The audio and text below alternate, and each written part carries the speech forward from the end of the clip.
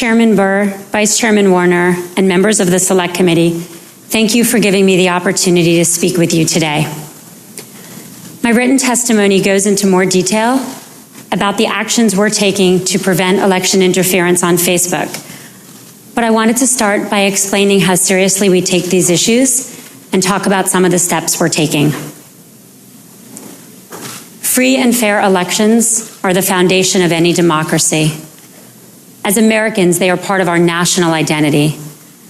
And that's why it's incumbent upon all of us to do all we can to protect our democratic process. That includes Facebook.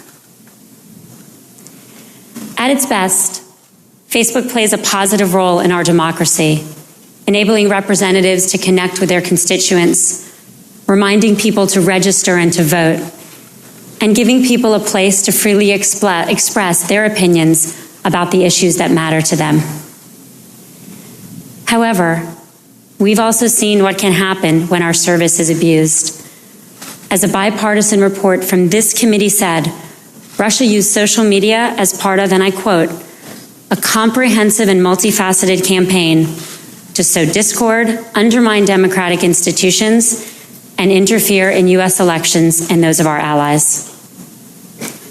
We were too slow to spot this and too slow to act. That is on us. This interference was completely unacceptable. It violated the values of our company and of the country we love. Actions taken show how determined we are to do everything we can do to stop this from happening. The threat we face is not new. America has always confronted attacks from determined, well-funded opponents who want to undermine our democracy. What is new is the tactics they are using. To stay ahead, we all need to work together. As Chairman Burr said, government, law enforcement, industry, and experts from civil society. And that is why I'm grateful for the work this committee is doing. At Facebook, we're investing in security for the long term. As our defenses improve, bad actors learn and improve too. And that's why security is never a finished job. We have more than doubled the number of people we have working in safety and security, and we now have over 20,000 people, and we are able to view reports in 50 languages 24 hours a day. Better machine learning and artificial intelligence have enabled us to be more proactive in finding abuse. In the first 3 months of 2018 alone, over 85% of the violent content we took down or added warning labels to was identified by our technology before it was reported. These are expensive investments, but that will not stop us because we know they're critical. Our first line of defense is finding and shutting down fake accounts, the source of much of the inauthentic activity we see on Facebook. Authenticity matters because people need to trust that the content they're seeing is valid, and they need to trust the connections they make. We are now blocking millions of attempts to register false accounts each and every day. We're making progress on fake news. We're getting rid of the economic incentives to create it, and we're limiting the distribution it gets on Facebook. We demote articles rated by third-party fact checkers as false.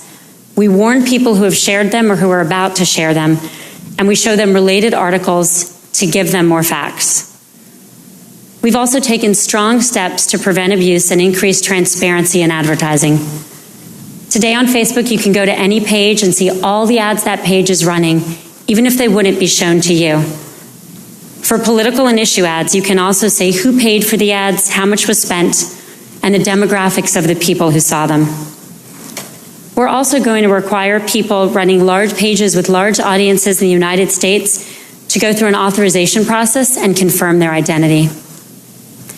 These steps won't stop everyone who's trying to game the system, but they will make it a lot harder.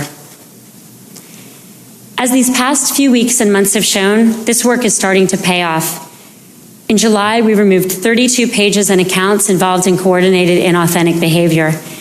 In August, we removed 650 pages and accounts that originated in Iran, as well as additional pages and accounts from Russia.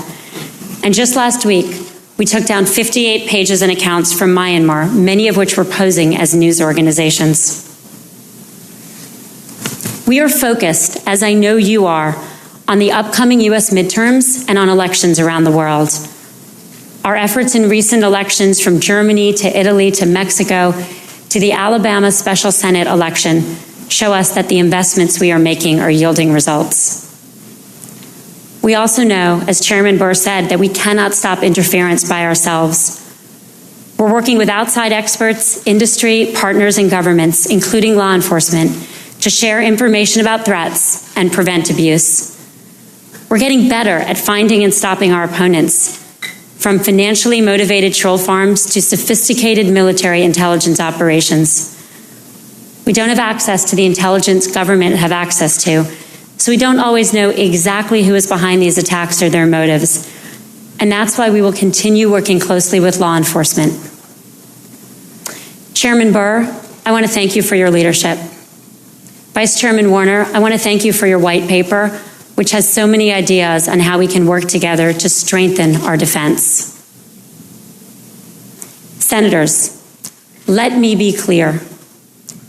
We are more determined than our opponents, and we will keep fighting. When bad actors try to use our site, we will block them. When content violates our policies, we will take it down.